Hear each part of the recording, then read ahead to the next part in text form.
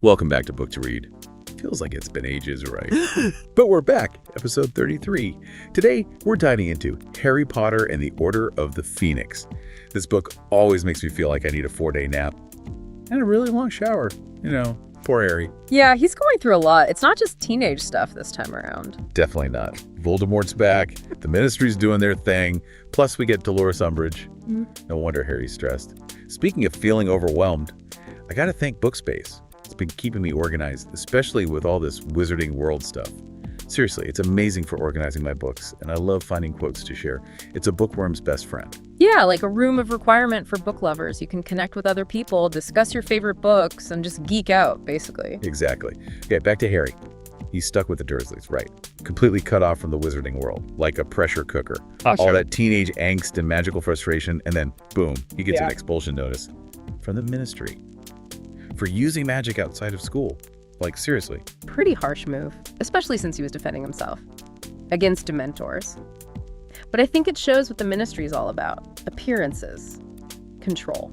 Not really protecting anyone. So true. They just want to hush up Voldemort's return. Even if it means punishing the one person who's actually fighting him, it's like they're covering their ears and shouting, la la la. And the way they go about it, all that legal stuff, the bureaucracy, it's kind of scary, actually. Like how some governments trying to control people in the real world. For sure. And just as Harry's about to lose it, the Order of the Phoenix comes in. Remember Mrs. Fig, the Dursleys' weird neighbor, obsessed with cats? Turns out she's a squib. From a magical family but can't do magic herself? Dumbledore had her watching Harry all this time. Can you imagine the Dursleys' faces? Aunt Petunia probably regretted every cup of tea she offered her. Totally. Anyway, the Order takes Harry to their headquarters. Number 12, Grimmauld Place, the ultimate secret hideout. But guess what? They don't tell Harry anything about Voldemort's plans. I mean, it's frustrating. It's like being a teenager, but 1,000 times worse. Yeah, I get it. The secrecy makes sense, considering how dangerous everything is. But it brings up a big theme in the book. Protecting innocence versus facing reality. For sure. And Harry, being Harry, decides to take matters into his own hands. He starts using extendable ears, Fred and George's invention, remember, to eavesdrop on the Order. Kind of funny, but also kind of sad. Shows how badly he wants answers. He's not just a kid anymore. He wants to be involved, know what's happening, even if it means bending the rules. Right. But while all this is happening, things in Hogwarts are going downhill. Fast. Enter Dolores Umbridge, the new defense against the dark arts teacher. Yeah. And oh boy, she is something else. Like a nightmare, dressed in pink, with kittens. Exactly. Fluffy pink cardigan, sweet voice. Yeah. But underneath, we're a power-hungry manipulator. Educational Decree number 23, that's a prime example. The Ministry basically takes over Hogwarts, appointing teachers, controlling what's taught, clearly trying to get rid of Dumbledore, and anyone who disagrees with them. And her classes. Ugh. Only theory. No actual defense. Like teaching someone to build a sandcastle while a tsunami's coming. Totally missing the point. Practical skills. Thinking for yourself. That's what you need in a dangerous world. And those decrees, don't even get me started. One by one, they take away the students' freedom, create this atmosphere of fear where everyone just follows the rules. Classic example. How people in power use safety and order to take away your freedom. With Umbridge tightening her grip, Harry and his friends feel suffocated. No one's listening to them. But that's where the rebellion starts. Harry realizes he needs to learn real defense on his own. And that's how Dumbledore's army is born. Things are about to get interesting. This is what I love about this part. Dumbledore's army, it's not just about spells, it's defiance, challenging the Ministry. It's the power of people working together. And Harry becomes a leader, sharing what he knows. Like the Patronus charm, remember. It creates a guardian spirit to fight off Dementors. And they use the Room of Requirement. It's a magical room that changes to fit what you need, a perfect secret training ground, an oasis of resistance, right? They can practice, get better, find a community, even when everything's so messed up. They even have a sign-up sheet and a password. It's all very hush-hush, exciting. Give them a purpose, some control, in a world that's trying to take it all away. But while the DA is doing its thing, Harry's connection to Voldemort gets stronger. He starts having these visions, disturbing glimpses into Voldemort's mind. It's all darkness and evil. Terrifying, for sure. But it shows something about Harry, his empathy. He sees the worst of Voldemort, but he never loses his humanity. Right. He doesn't let the darkness win. even though it's always trying to pull him in. It shows how strong he is, how he holds on to his values, even surrounded by evil. But it's not just the visions. He keeps having this dream about a room in the Department of Mysteries, a place he's never been, like a puzzle he can't solve. And it's making him really anxious. Rowling's so good at foreshadowing these dreams. They create a sense of dread, hinting at danger, adding suspense. And then, at an order meeting, Harry learns about the prophecy. This prediction about him and Voldemort. Neither can live while the other survives. Whoa, right. Talk about pressure. This is where fate and free will come in. The prophecy says it's all decided. This tragic ending, it weighs heavily on Harry. But you see him fighting against it, asking if he even has a choice. It's a lot for a teenager to handle, knowing you might be destined to die. Exactly. But he never gives up, keeps fighting, keeps believing he can change things, even if it costs him everything. And that brings us to another big point. The power of love. You see it in Harry's loyalty to his friends, how much he wants to protect Sirius, and how he fights off Voldemort, using the love he has for the people he cares about. Love's a big theme throughout Harry Potter, but it's really strong in Order of the Phoenix. It's not just a feeling, it's powerful, stronger than dark magic even. It protects Harry, motivates him, gives him the strength to keep going. But even with love on his side, it's tough. The Ministry's meddling at Hogwarts is out of control. They want to make Dumbledore look bad, like he's lost it and is clinging to power. And Fudge, the Minister for Magic, he's in total denial about Voldemort. He wants everything to stay the same so badly that he just refuses to see the truth, even when it's right in front of him. It's a classic case of power corrupting people. Even good leaders can lose touch with reality. And by not believing Harry, Fudge just helps the Ministry spread lies and control everyone. It's dangerous. The wizarding world's on the edge of war. And it's scary how similar it is to real life. Governments controlling what people hear, shutting down anyone who disagrees, using propaganda and fear to stay in power. Exactly. It shows how important it is to question authority, to not just believe what we're told, to fight for the truth, even when it's hard. Totally agree. And with all this tension, Harry's getting frustrated. Remember when he almost explodes at Ron and Hermione? Because they don't take his vision seriously. It's intense. You really see how much pressure he's under. He's carrying so much. And he's just a kid, but he doesn't give up. He keeps looking for answers, fighting for what's right. And that's what leads him to the Ministry of Magic, to save Sirius. And that's where we'll stop for now. You know, for all its supposed grandeur, the Ministry of Magic's a kind of creepy place. All those corridors and offices, like a maze, full of secrets and shadows. Perfect setting for a battle, actually. It's like the building itself is part of the Ministry's whole act, corrupt and deceitful. Yeah, exactly. And that's where Harry and his friends end up, determined to save Sirius. They think Voldemort's got him right.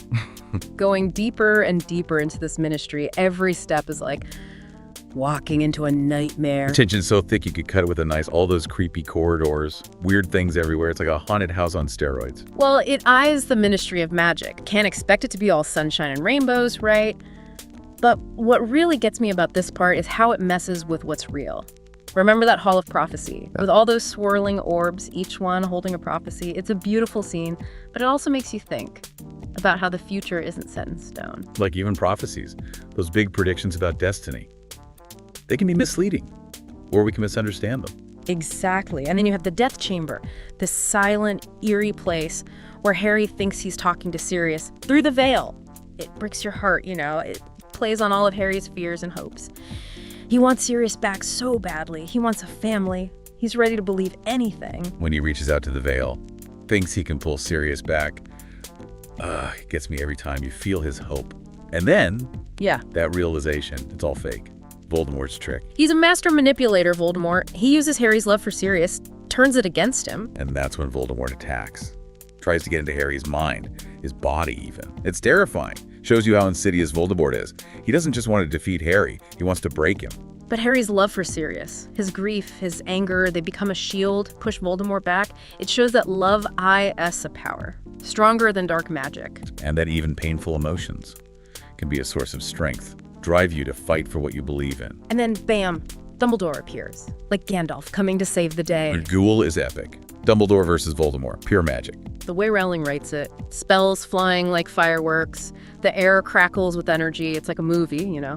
But even with all the chaos, there's this sense of control in how Dumbledore moves. He's not just fighting, he's protecting Harry, like a conductor leading an orchestra. A master chess player, Yeah. seeing every move before it happens. Exactly, and he forces Voldemort to run away, exposes him to the Ministry people. It's a brilliant move. The Ministry can't deny it anymore. Voldemort's back. Ultimate power move.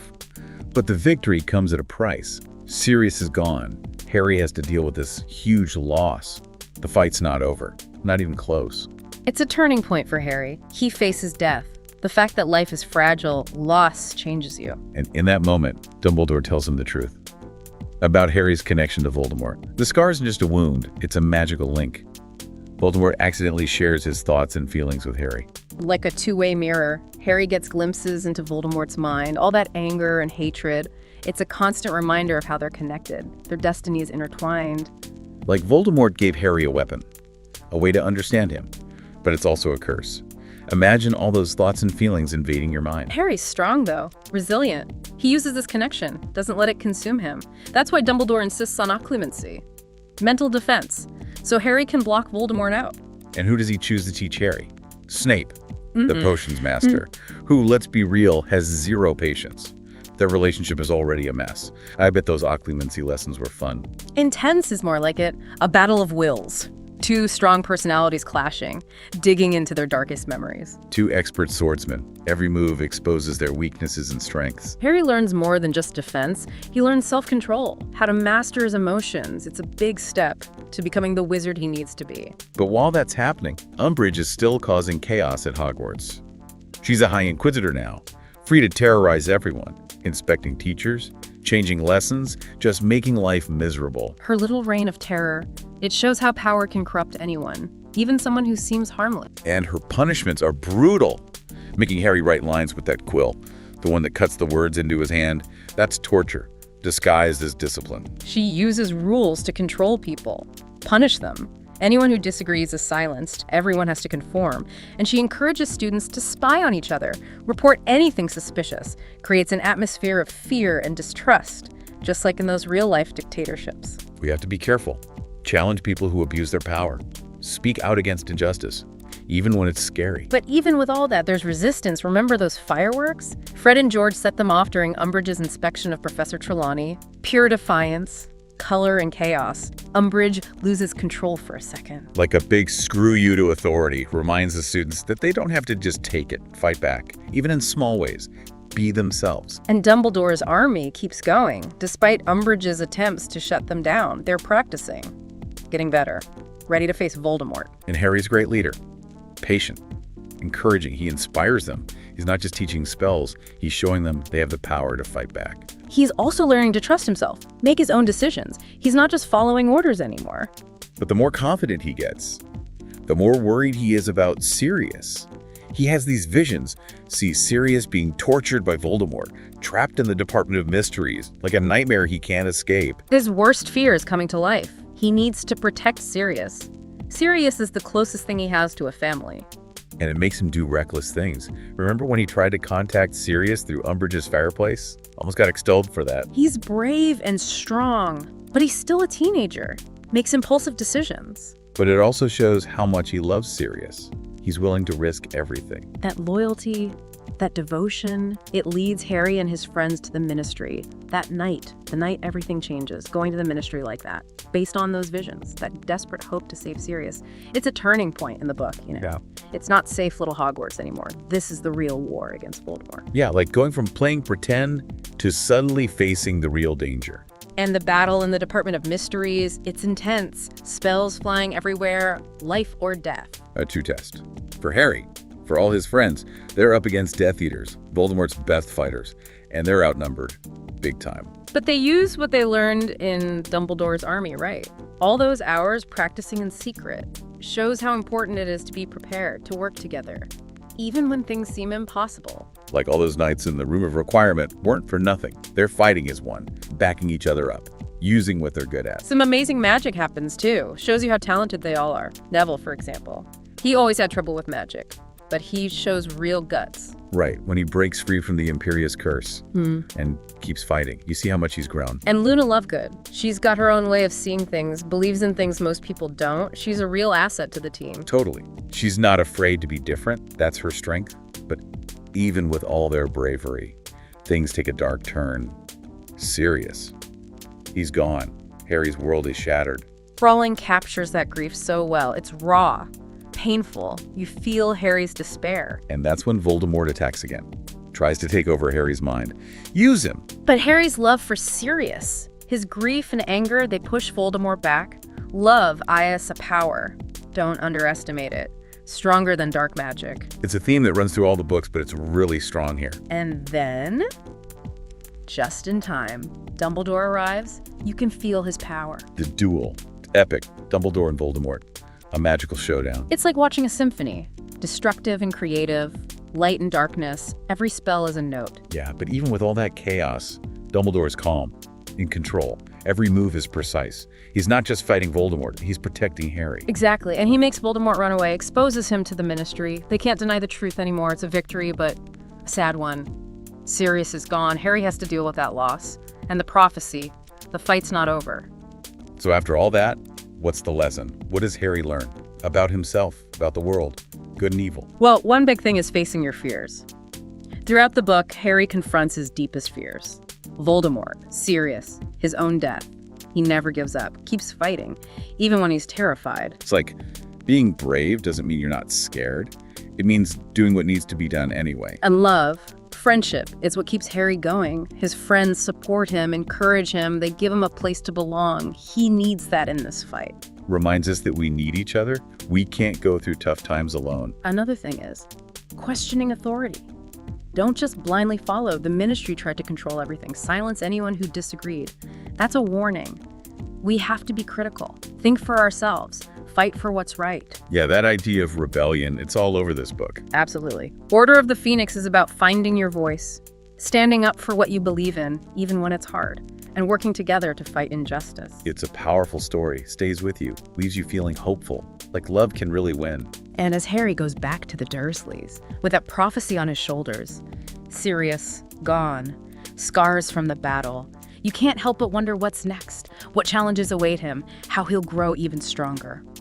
So as we wrap up this deep dive into Order of the Phoenix, what are your thoughts? What stuck with you? Favorite moments? What did you learn from Harry's journey? Head over to the Bookspace app, connect with other book lovers, discuss your favorite parts, share quotes, organize your library. It's a whole community right at your fingertips. And join us next time for another deep dive.